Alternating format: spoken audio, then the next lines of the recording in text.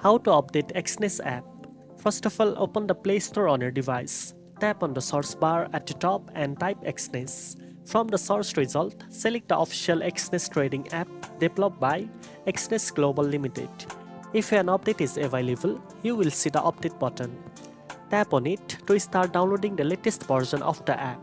If there is no update button, it means your app is already up to date. The app will begin updating automatically. Once the update is complete, you can tap Open to launch the latest version of the Exness app. Updating the app ensures you have access to the newest feature, improved security, and a smoother trading experience. It's always recommended to keep your trading apps updated to avoid any technical issues.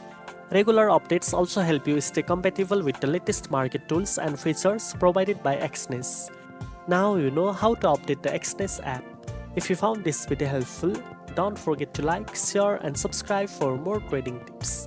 Thanks for watching, and I'll see you in the next one.